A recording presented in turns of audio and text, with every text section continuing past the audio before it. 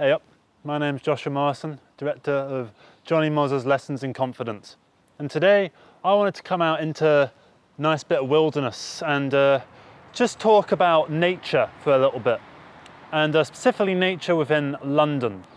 Because there's this idea that goes around that London, like most big cities, is this concrete hellscape where it's just a concrete jungle and there's nothing else other than buildings, buildings, buildings, buildings. But it's a stereotype that I would like to dispel, because personally I have found so many beautiful locations within London. I've actually somehow become some kind of stuntman here.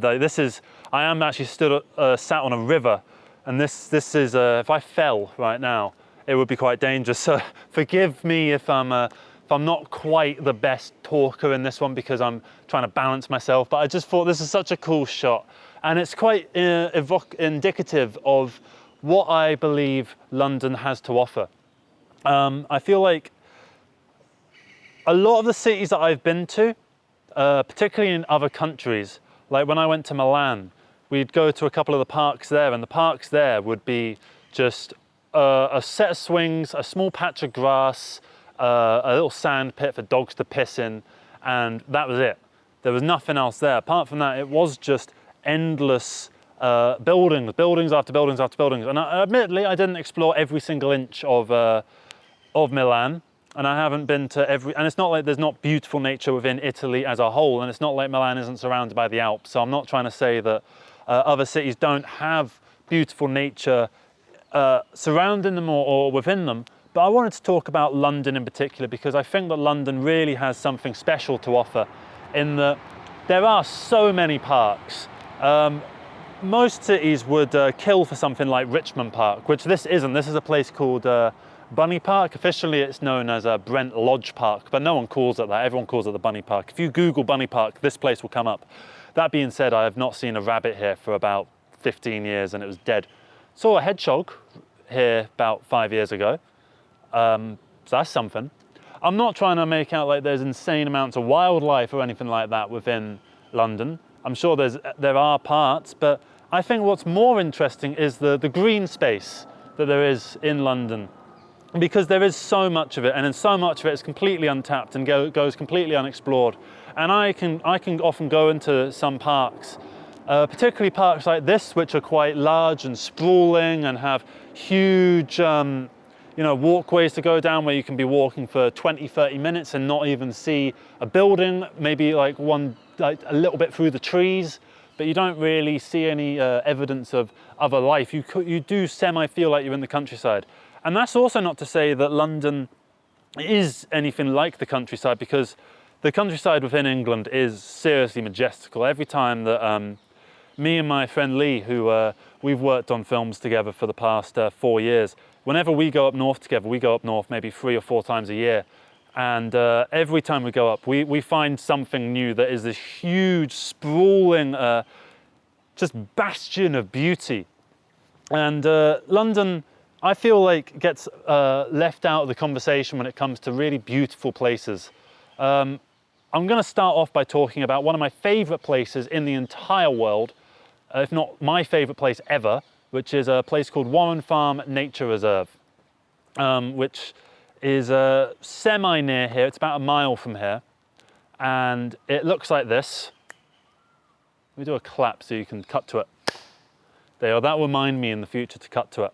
So as you can see, it's just got this abandoned industrial look to it, and it's surrounded by all this nature, right? And it's a huge 62-acre bit of land that was going to be the training ground for QPR, Queen's Park Rangers, which is a football club based in Shepherd's Bush, or White City as they would want to call it, but White City basically is just Shepherd's Bush.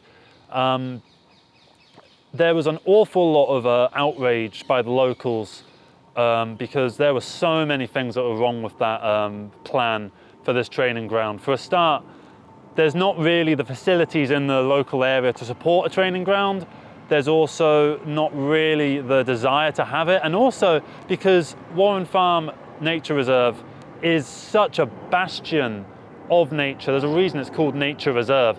It's one of the few places in the UK where you can find skylarks, which are these amazing birds that just flap their wings and they stay completely still. And what they're doing is they are hovering over their nest, looking out for prey or for threats to their babies. I've seen a turtle there, or maybe it was a tortoise.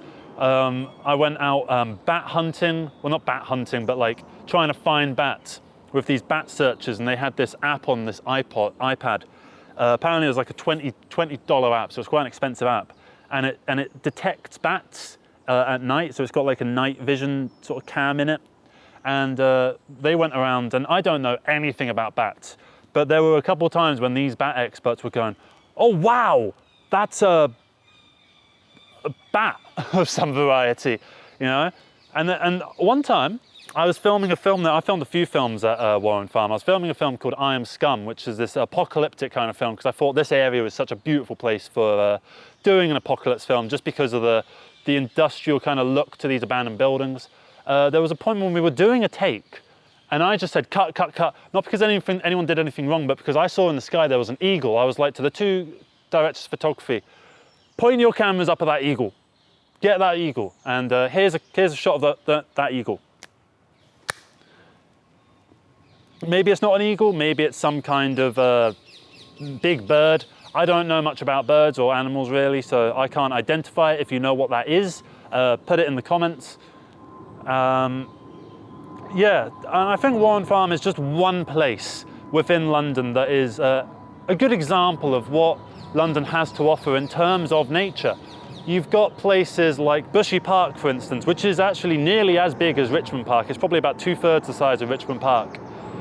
It's in Hounslow and a bit Twickenham, a bit Feltham, very southwest London, and really genuinely beautiful part that you can get lost in for hours and never find your way out. There's also a place in, where is it? Ruislip, I think it's called Ruislip Forest or something Forest. Went there and it's this, there it looks like it's more pine sort of trees. It looks very different from this kind of thing here. It's a lot more very large, tall trees where the leaves stay up there all year round. And you almost feel more like you're in America than Britain. You've also got, you know, your general parks in central London. You've got your Hyde Park, you've got your, is it Queen Park? You've got your, I can't remember all the names of the park. There's a park on the way to Camden. There's the park near Westminster, Green Park. There's so many nice parks. There's so many beautiful bastions of nature. And you see so many of them that we start to take them for granted. And you go around the local parks and you realize that people aren't going to them. People aren't visiting these places nearly enough. And I think people do take the parks for granted. I like to get out as much as I can into nature, particularly with the camera, and just get videos of stuff because I just really, really enjoy being out here. I'm certainly a rural person at heart, and so that's why I kind of like London, because there is that avenue, that escape for me to get into nature. Whereas if I lived somewhere like, I've seen Google Street images of, Google Maps top-down images of like New Delhi, for instance, where it's just grey as far as the eye can see. There's maybe like the tiniest little park that would be no bigger than what you can see on this frame at the moment, probably smaller than what you can see on the frame at the moment, and it would be surrounded by, you know, grey towers from every which direction. You know, we are really lucky, people that live in London, we are really, really lucky to have these green spaces, and I think we should really visit them more often, and I'd like to see more people come to them, and more people, although part of me actually doesn't want more people to come because I like the isolated feel of being out in nature, but I do think for the good of the parks and for the good of everyone else's mental health as well, that people should get out into nature and explore things, because there is such a beautiful set of, you know, series of lands out there left to explore. Wormwood Scrubs, for instance, is a prison in near Hammersmith, and it's not just a prison. There's also this huge field that extends from Cricklewood to Acton. I might be wrong on that. I think it's like Shepherd's Bush to Acton, like North Acton, something like that. And what makes it so beautiful is it's so open, it's so utterly open. And then on the sides, you've got these long stretches of forest before you hit any kind of road. And you can really get lost in there, and you can feel like you're in the middle of the Peak District, or in the middle of, you know, somewhere like that, where you will be just completely surrounded by nature. But the good thing about London is you do get that combination of the urban and the rural, where, say you've got Richmond Park, for instance. Here's a shot of Richmond Park. Do you see the buildings in the distance? And do you see how, with my sound at the moment, you can hear all the bird song? I think the bird song is honestly, truly beautiful. I came out one time and I just left my phone on record and I just listened to the bird song for about 15 minutes. And the way that they do call and response, it was truly like composition. And different birds would take different roles in the arrangement. And they would have this call and response thing, which I presume is just their form of communication. Like one bird is going, "Hey, there's some food over here. I'm all right, thanks, I've got some food, don't worry. Oh, no worries. Oh, enjoy it though." You know, you'd have that kind of conversation with the birds. But to me, it just sounds like music. It's truly beautiful. And that's not to say every bird sounds lush. I mean, like sometimes, you know, the ones that go, "Ah, ah," like all the time, they can get on my nerves. I'm not talking about crows, I just can't impersonate birds. I think with regards to, say that this shot in Richmond Park, which I'm going to cut to again, what makes it so beautiful is you have this contrast between the rural and the urban. You've got the big buildings that almost act like these human-made trees in the background that give such a nice, and because of the colour difference, you've got the grey compared to the green. It's a nice opposites attract type of colours. And they complement each other in a really nice way. And I think that it's really beautiful to have that on top of the pure escapes from the urban hellscape that you can sometimes feel in London, which I'm not denying, by the way. I'm not saying that there aren't parts of London that do just feel like a concrete jungle, particularly in central London. I did a video all about why I don't like central London. I'm an outer London guy, personally. I'm zone 4, 5, 6, in any which direction. Particularly southeast. Southeast, you don't even feel like you're in London. And what makes these places so great is that they're so understated, you know? People don't really consider London as a place to go for nature. And it's not like if you were a tourist, you would come to London just for the nature, the way that you might go to, I don't know, the Peak District or the Lake District, for instance. You would go there just for the nature. You wouldn't come here just for the nature. You'd also come here for the, you know, the services, the facilities, the bars, the restaurants, the culture, and all that kind of stuff. You know, the West End, if you're into that kind of thing. That's what I think London does really well, is that it manages to balance the urban and the rural. With a city that's got the population of probably around 10 million. I know the official one is about 8 million, but let's be real, there's probably like 2 million more than that, because we're also counting Greater London, and we're also counting people that we don't even know are here. Because like if you travel to London from up north and you stay with a family member, there's no real evidence that you're in London for that duration of time. So at any one point, particularly in the summer when there's all tourists and stuff here as well, you would have many more people than 8 million. So there are a lot of people here all coming together. And I feel like the fact that there are so many people here of all different cultures and walks of life, and at the same time, you know, it's not a big place, London. You know, it's at the end, it's a big place as far as like it takes a long time to walk from one side to the other. I've walked from Old Street to Hounslow once, and that took about 15 hours and was not fun at all. And I started to go insane by the time I got to Hammersmith, which is probably about 3/4 the way, maybe a bit more than 3/4 the way.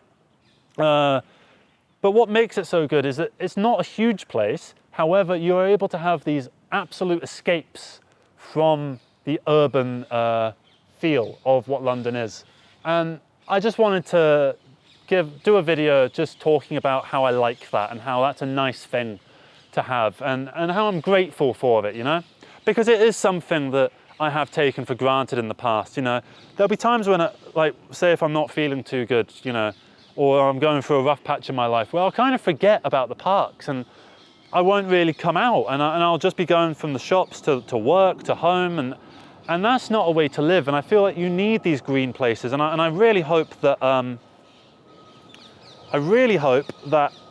trying to do something cool here.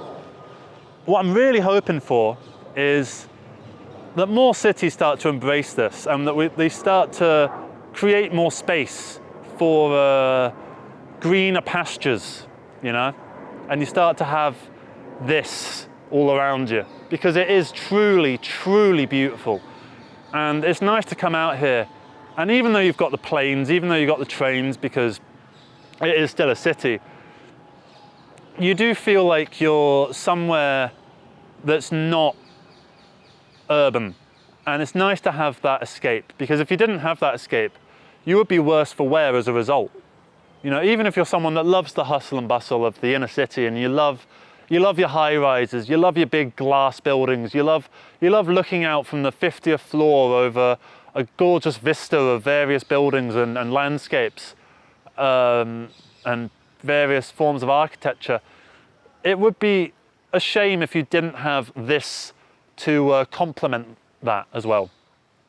And I just wanted to make a video about that, really. And yeah, I feel like I can leave you there. Go out to your local park, give it a wander, even if it's places that you've been before. Go there again. Go at different times of year, see how it's different in the winter compared to the summer. And don't just avoid the parks because it's winter and it's cold. You know, put a jacket on, put 3 jackets on and go out and enjoy it, because, you know, we do take it for granted. We really do. And yeah, thank you so much for watching this. I hope you have a brilliant life ahead of you. And I'm going to figure out how to get up from this position. And let me figure this out.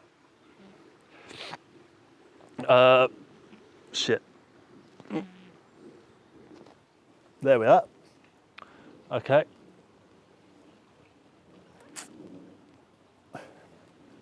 There we are. There we are. If I put my foot there, then I can do something sort of like that. Okay. Okay.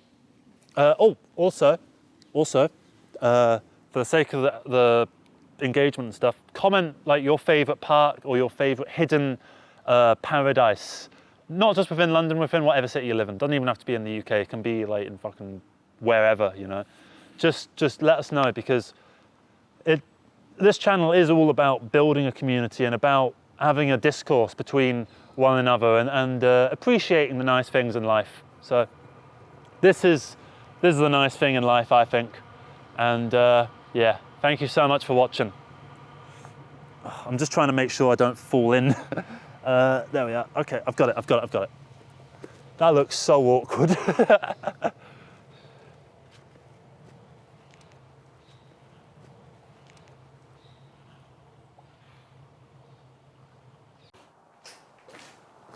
Hey up everybody, my name's Joshua Morrison, director of Jonny Mozza's Lessons in Confidence, and today I wanted to talk to you about the idea of a personal brand.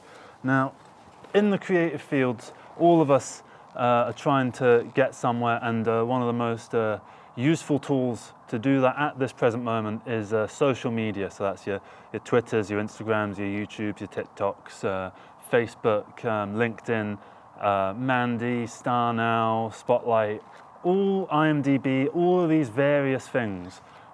These are profiles that you set up and you update as time goes on, as your career progresses. And I feel like as you kind of continue with your career in film particularly, you start to give off the same kind of aura of wannabe professionalism. Not necessarily professionalism, but you're trying to convey the idea of professionalism for the sake of garnering more work. And it's essentially using your social media as an extended CV, essentially, that you continually update across your life. Now, actors that might be watching this might be able to relate to this, because every actor that I've sort of interacted with, you follow them on Instagram or whatever, and they've got this really professional headshot, and they've got to have stories on all the time, like the Instagram stories, and they do a few of them a day, sort of showing, I'm on this shoot, I'm doing this, and blah, blah, blah, blah, blah, right? And then you've got all the posts where they've all got the same kind of format, where it's kind of like, so happy to be working on this thing, exclamation mark, I can't wait for this thing to come out, blah, blah, blah, blah. I did this, and then I did this, and I did this, and then they'll also show stuff like, like a holiday that they went on, and they'll show just the most pristine parts of that. And we show off the most pristine parts of our lives in general, because we want to give off this image of professionalism, and like we are these good human beings that are real, that are slick and clean, that are ready to work at any moment, right? And if you want to break through the industry, if you want to break down the wall between you and the industry at large, this is something that you do need to do, because from my point of view as a casting director, one of the first things that I look at is people's social medias and their YouTubes and their Facebooks and so on. Well, not really Facebook, more Instagram, because Instagrams tend to be public. And, I look at all these things, and I do get impressed by the level of professionalism that is conveyed on these things. So I fall victim to the same commodification of your life. And that's what I do see this as. It's a commodification of your life, because when you actually meet people in real life, you realize that they aren't exactly like how they portray themselves on social media. They are rough around the edges. There are problems with them, and these are problems that you would never show to the rest of the world, because possibly out of a fear of rejection. That's possibly why I have held off on revealing the true version of myself for so long. It's also the idea that maybe your real opinions are things that are wrong and that shouldn't be conveyed, because then you can't get work if you actually have certain opinions. And I don't mean like being cancelled and all that sort of thing. I just mean the general anxiety around putting your true thoughts out there in the world on the internet, as the internet was originally sort of intended to do, because that's what we all want to do. We all want to express ourselves. That's why we entered the creative field. We all want to express the true nature of our beings, right? But we do that via this fake social media presence. And I find that a little bit ironic, actually, in that we are trying to convey professionalism and this slick, clean corporate image, which but at the same time, we're trying to show off that we are this unique specimen that has this interesting voice that others might want to be a part of. And these two things can't really go together. So, my social media, for instance, my main Instagram is at Official Morrison Productions, and it's another one of these professional, slick type of Instagrams where you put your latest gigs on there, you put your latest jobs and what you're working on and all that, and you do the same kind of thing where, I've been doing this, oh, I'm so glad to be a part of this, so blah, blah, blah, blah, so grateful and all that sort of stuff. And, I do mean it, but I wouldn't word it like that in real life. I would word things in a different way. I have my own way of saying things, just like everyone has their own way of saying things, but we don't use that way of communication on social media. We all tend to gravitate towards the same slick corporate image, which none of us are deep down, because if that was your true personality, that's not a particularly interesting personality, a type of person to actually be associated with. So I see these people that apply for my casting calls and all that for my various films, and I try and look past the social media to get an idea of what that person is through the mistakes and through the little quirks of how they write and how they frame a shot or an angle or their particular style for their various social medias and their videos and their content, right? So when you're doing this social media thing to try and get into the industry, now we kind of have to not be ourselves. We're told to always just be ourselves and good things will come. But I don't think you can be yourself. I think you've got to be this manufactured version of yourself that is made to be accessible to the masses and to be accessible to as many professional casting directors and producers and so on as possible. We are trying to create a corporate version of ourselves that does the work, and then we come back and we take the suit off and we become our true selves. So as time goes on, we start to tire of this same corporate image, and we experiment with various stylings, and then maybe months down the line, as we start to apply to a new job, we might go through our social media and look at a post and go, ooh, God, delete that, ooh, delete that, hide that. You're astroturfing your true personality, because you're taking things that you're no longer proud of and hiding them. Like, there's so many great films that I see on people's show reels, for instance, right? And I go and try and find them, I Google them, and I can't find them anywhere. And they might have an IMDb page or a letterbox page, or they might have a Facebook page that they set up for it, or a YouTube channel or whatever. They might have a couple trailers and maybe an interview or that kind of thing. But you can never find the actual film. The film itself tends to be locked behind a Vimeo unlisted video where you have a password that the director or the person that uploaded the video will send you. And then you find the video, you put the password in, and then you can watch the film that way. So we're making all this stuff and we're hiding it from the real world. We're hiding it from everyone. And why do we create? It's so that we can express ourselves, and two, so that we can get people to engage with our art, with our expression. And, we're putting ourselves out there in some various form through the lens of, creative storytelling. And we do that, and it's very satisfying, and I'm very glad to be a part of it. And I think why this channel in particular has been doing quite well in the past couple of weeks is because it's me being myself, rather than me astroturfing my own personality to be accessible to as wide an audience as possible. I give my real opinions on the state of things. I give my real opinions on the world, and then you find out that people are kind of on the same wavelength, and that you don't need to hide your opinions, because a lot of us tend to agree. As long as you're generally a good person, you can be yourself, and good things will come of it. In general, sometimes the world can be unfair and it can beat you down, even though you've tried your best. But all we can do is push forwards and just keep creating and pushing at new things, and pushing the boundaries and trying new things and breaking new ground. And at the end of it, hopefully we can break down this wall between us, the individual low-level people, and the industry at large.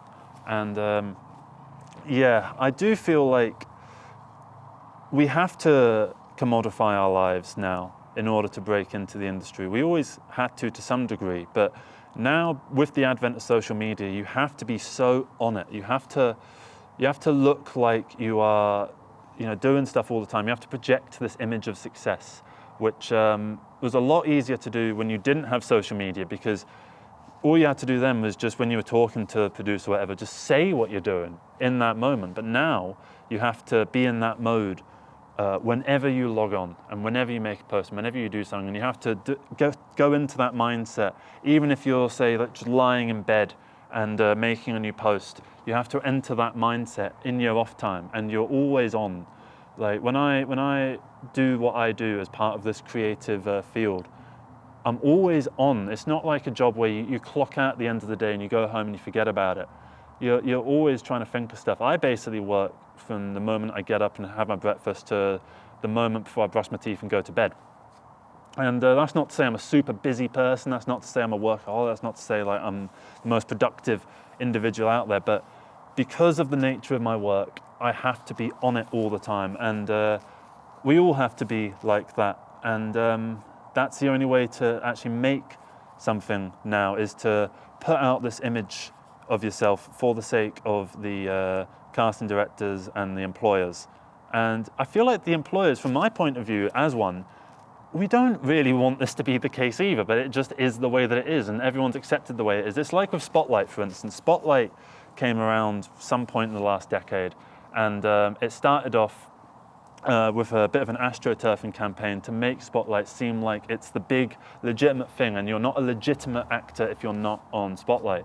And so this message was spread around the industry, at least in the UK, and now casting directors do take Spotlight so seriously, and casting agents will only take actors if they are on Spotlight. So now, because of the advent of social media, now you need to pay, it's £180 a year to be on Spotlight, and then it's another £150 a year to be on Mandy.com.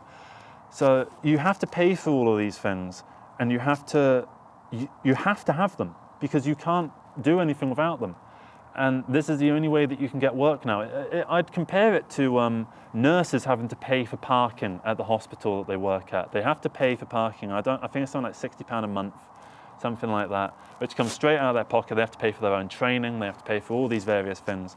So just to get work, you have to put the money in. And where are you going to get the money from? Well, you're going to have to get a job, and then you're going to use the job so that you can get more work, and you're just going to work to work, essentially. Which for what this is as a filmmaking industry, what is the point of film? Is to show a personal expression of some variety via a community that have come together to make that vision a reality.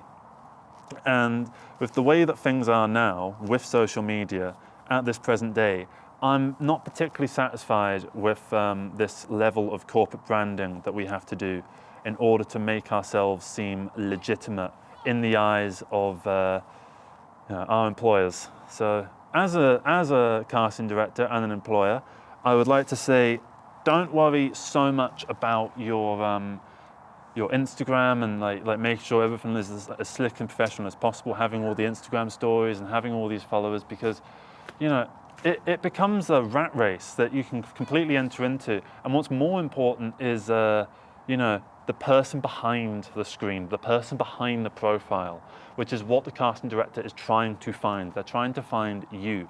So if you put your real self out there, good things will come. But obviously you do need to astroturf slightly. You can't go out there and just rant about your political beliefs, for instance, because that's a very hot topic. And say if you're a Kamala Harris supporter and you start banging on about Kamala Harris, if your casting director for the job that you want is a Trump supporter, well, you're less likely to get the job, and vice versa. So we have to keep our opinions to ourselves, and we have to hide these things away. And that's something that I hope will change, but I don't think it will. With the continuing division of our society in the political landscape, I think that it's only going to get worse, and it's only going to get harder. And as people get better and better at making these personal brands, the expectations from the employers will tighten, and it will get harder and harder and harder to break down these walls. And I don't really want that to be the case. So whenever I try and be the change that I want, so I try and hire people based on the true version of themselves, rather than the self that they put out there for a corporate image. Also, because it's a lot easier to find your true self on the internet if I Google your name than you might think, because everything that is out there on the internet, and you can find all of it. So, yeah, on that, eerie kind of ending, I can see you. I'm gonna end it there. I hope you managed to get something out of this, and I hope that going forwards, that you are more willing to put your true self out there rather than completely astroturf things. And hopefully the more that we do this, and the more that this idea of authenticity being the thing that's the most important, rather than the professionalism, as that proliferates, I would like that to change the way that casting directors and production houses and producers and so on will look at you when you put through that resume, CV, showreel, and cover letter. And final note, personalize your cover letter. I can tell when it's copy-pasted, and I can also tell when it's copy-pasted and you've changed a couple words. It's very easy to tell. I can also tell when you've used ChatGPT.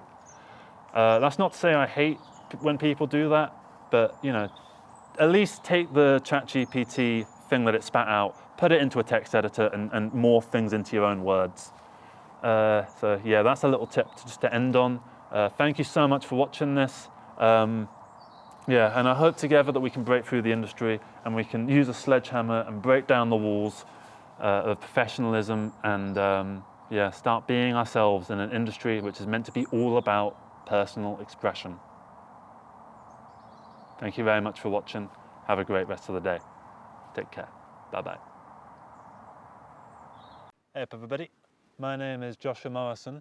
Here today to talk to you a bit about London and the community that surrounds London, because there are an awful lot of really interesting things that can happen if you sort of allow yourself to go with the flow and to just see what's underneath the surface. Because if you come to London, you can walk away with the sense that London is this sort of place devoid of community, that no one gets on, that everyone just sticks their headphones in and looks down at their phone. And there is that element, certainly. Like, if you go out your comfort zone and you just refuse to talk to anybody, you can find that. But it's the case that you get out as much as you put in, essentially. So I today wanted to talk to you about some experiences that I've had forming relationships, temporary or permanent, within London in general, to sort of dispel this myth that London is this anti-social place where no one gets on. So first off, and this was just a couple of days ago actually, I was on the train coming back from central London, the day where I filmed my first video about London. I was coming back from the train and I had this camera, which for reference is a big, burly camera on a big Manfrotto tripod, so it's quite large, and when you carry it, it would be about the size of my body and my head now. If it was next to me, it would be about that comparable size, probably a little bit larger actually. Fairly heavy, not too heavy because I'm used to it, but anyway, so I'm taking it down onto the train, and I kind of got bored going down the escalator, so I thought I'll just take the lens cap off and I'll just hold it and I'll just see if I get any shots. These are the shots I got. Don't think I'm going to use them for anything, but you know, got them, why not? Got on the train and I put the camera down and I kind of go, oh. And there's a woman in front of me, probably about 45, and she says, "Oh, no pictures." And I'm like, no worries, I'm done for today. I've been doing this since like for hours. So she goes, "Oh, fair enough. It's an interesting looking camera, that." And she starts talking about how she was just at an event where they had loads of photographers, all with Canon cameras. So she'd been being photographed all day, and she kind of, like, she saw the camera, she was like, "Oh no, I can't get away." And yeah, just kind of talked to her about what I do in terms of making this film, this Jonny Mozza's Lessons in Confidence, this feature film that I'm working on, and how I go out and meet people and try and get people on board and that kind of thing. And she was nodding along, going, "Oh yeah, that's really nice. Cool." And she said, get some rest, you know, you've earned it." I think she said something like that. And then I put my headphones in. I've got these little earpod things, like the wireless Bluetooth ones. And I listened to some, I think I listened to some Dead Prez. And I just let the album play for the rest of the trip home.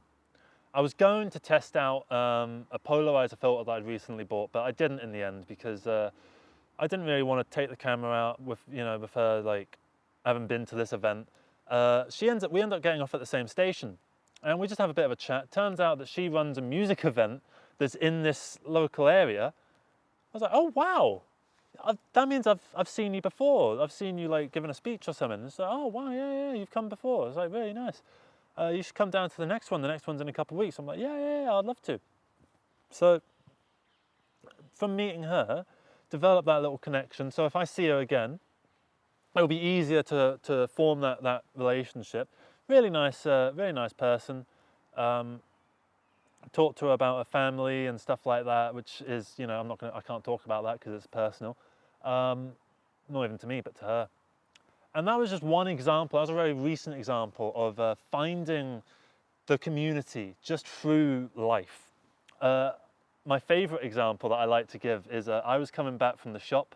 I bought some beers and stuff for a party I was going to have, and I ended up passing the local church, and there's like this like car boot sale sort of thing, like a fair, you know, inside the church, where people are just selling bits of tat and stuff like that, old plates and things. So I thought, oh, I'll go in there, have a look. It's open, why not? So I came in with my shopping. I had a couple frozen pizzas in there, which I was quite aware of. So I knew I couldn't stay too long. I ended up chatting to this guy, probably about 60, and he's talking to me about the Southall Socialists and how I should join the cause and join the movement. And I was like, Pardon me.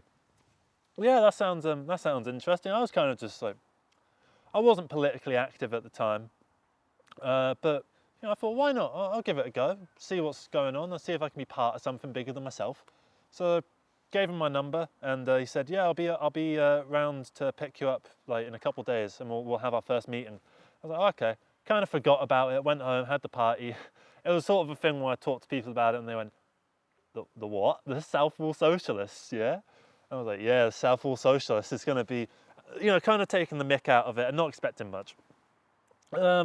Ends up coming along a couple of days later in his car, picks me up, and he drives me to Southall.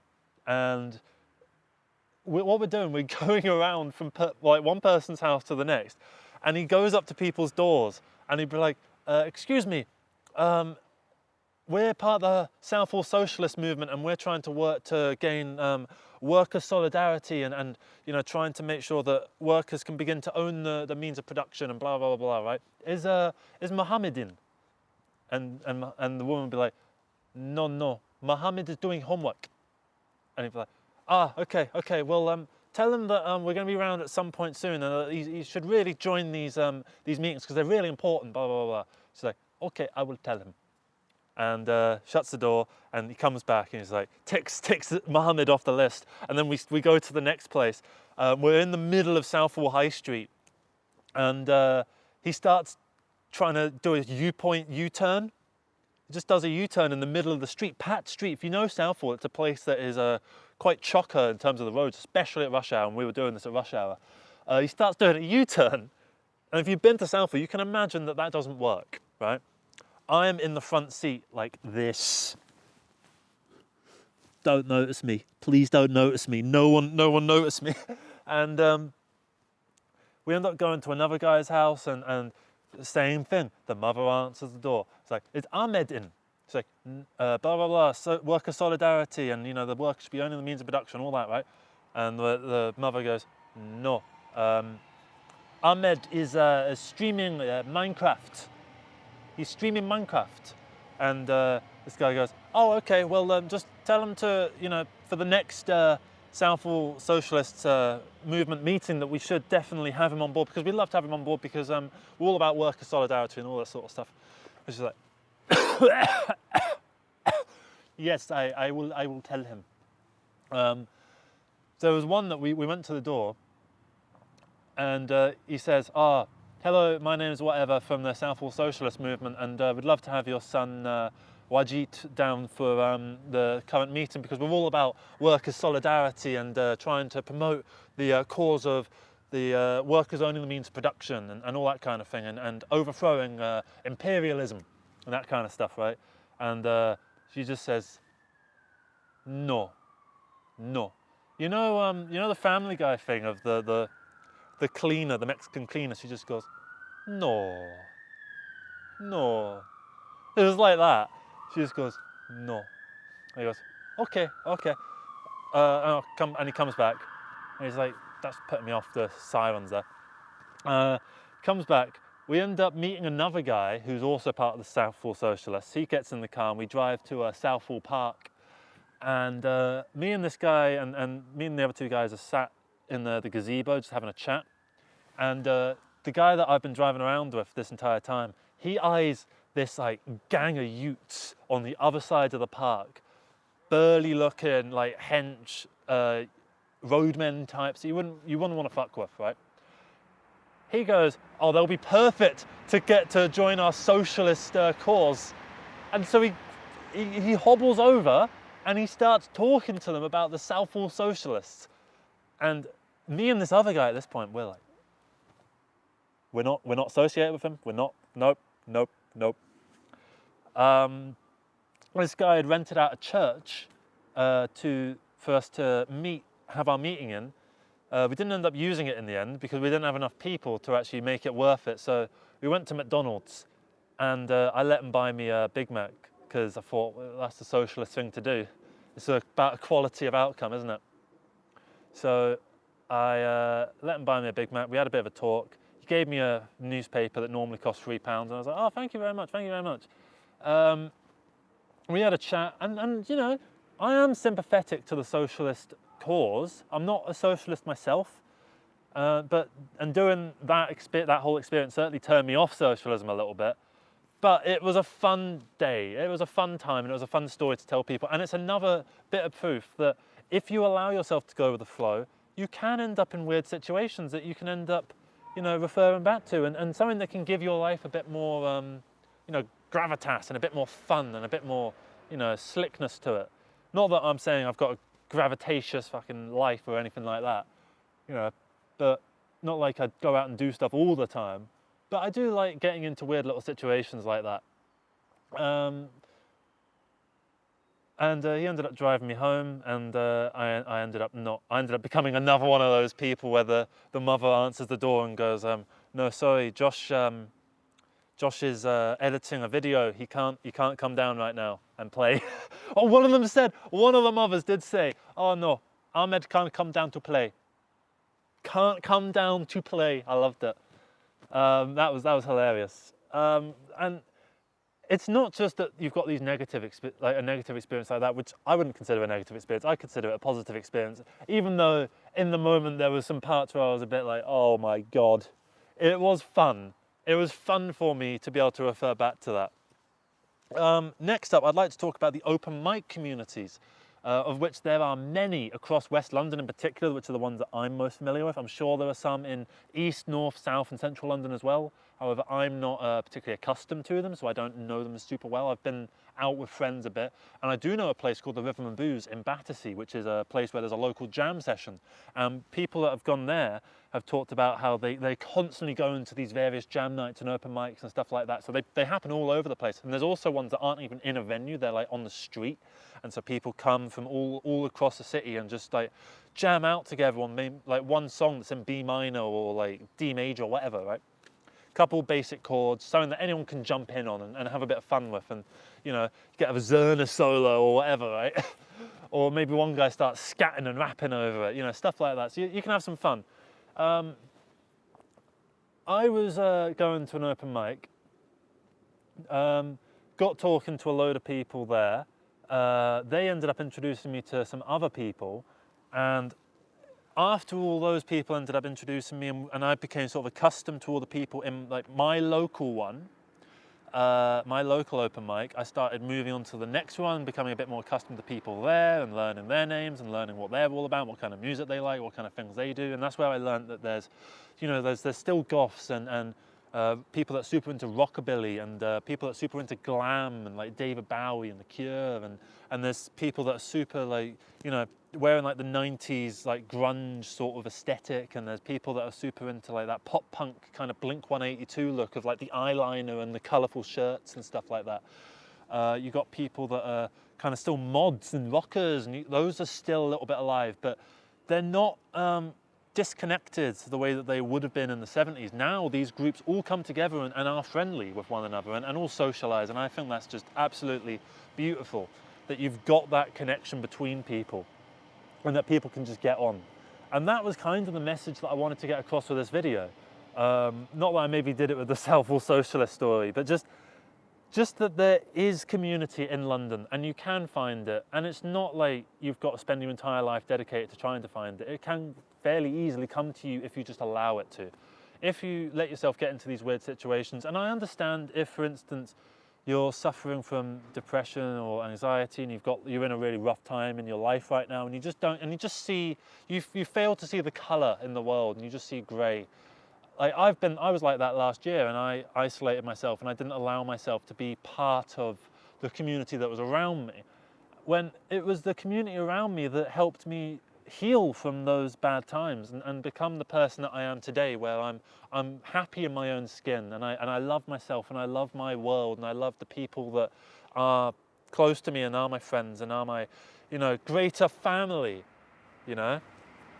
and you can have that as well, and I'm sure you already have that to an extent, or maybe to a bigger extent than myself, depending on who you are, your circumstances, that kind of thing. I know people that I'm not particularly like a people person. I can't just go up to someone and start a conversation, but you become friends with someone who is like that, and then you're suddenly with them and you're finding all sorts of people, and those kind of people will kind of just take you under their wing essentially, and you kind of go with the flow of them.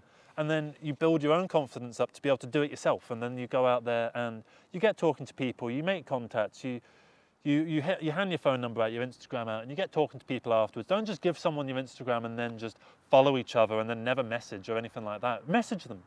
Doesn't even matter if it was ages ago that you became friends, just message them if you've got no one to message. It might turn out to be your best friend, or it might become like your future wife or husband. And that's the beauty of the internet now, is that you can quite easily retain these real life friendships, and it's just a case of doing it. You have to actively go out there and do it, and no one's going to force you to, but no one's also going to like make it easier for you either, because it's not the easiest thing in the world. And I know some people aren't as like willing to go up to others as say I am, but it's something that you should learn to do and try to do. And even if you just go with the flow of things, join a social club, join a networking event, and go to a networking event and just in your like field and just have fun chatting to people and do stuff like that. And get out of your comfort zone and try things, and you will find happiness in your community, and you will quite realize your community and realize just how important your surroundings are to building the you that is the most that you can be, the most you that you are. Because you aren't just yourself, you are your world. Like, for instance, the kind of Eastern philosophy is apparently more, it's about the whole, and you're part of the whole. And in the West, we kind of see that as a bit of a bad thing. I've sort of turned this into a massive tangent, I know. But you kind of see that as a bit of a bad thing. It's all about individualism. And yes, you should be an individual with your own style and something that is, feels true to you, and be you.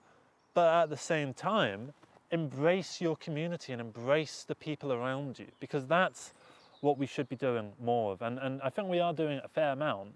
But like in the video that I've also released, it's kind of becoming a problem that it's going to slowly, with the advent of the internet and the slow creeping fascism that's coming into our world through the veering to the right of many of our most powerful countries like the United States, the UK, Germany and Poland, and places like this, Russia, which is very outright fascist at this current moment, and then places like the US and the UK, which are like, kind of looking up to that as an ideal, even if they're not there yet.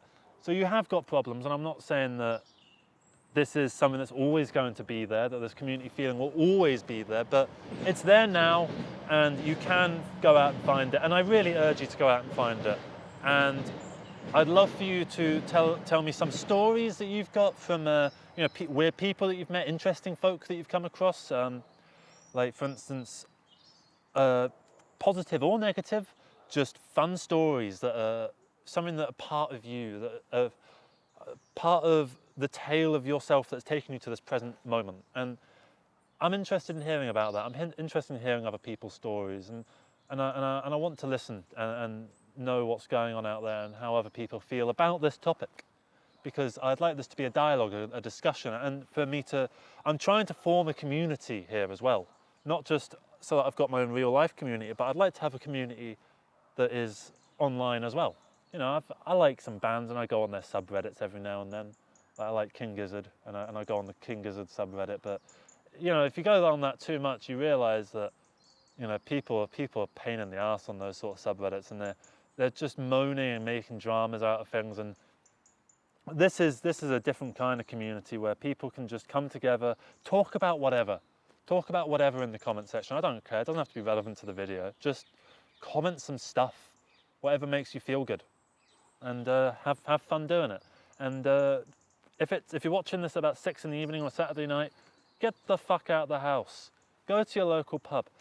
Even if you just sit there and look around and don't bring up the courage to go up to someone, you've at least put yourself in the position where you had the choice to go up to someone.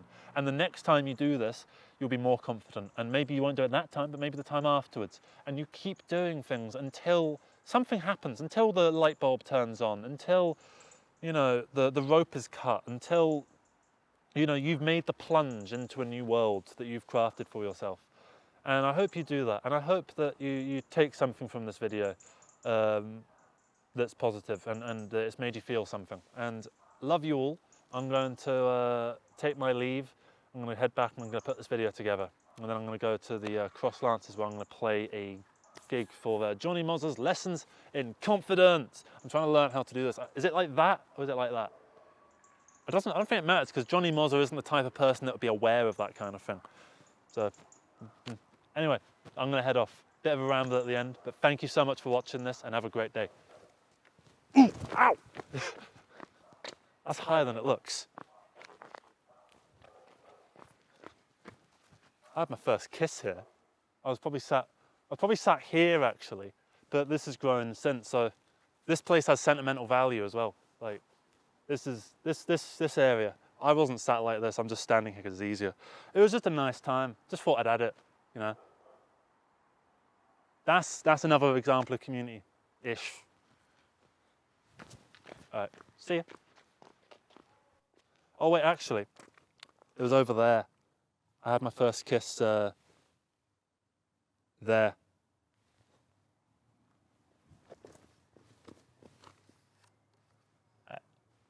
Catch you round. Right, that was fun.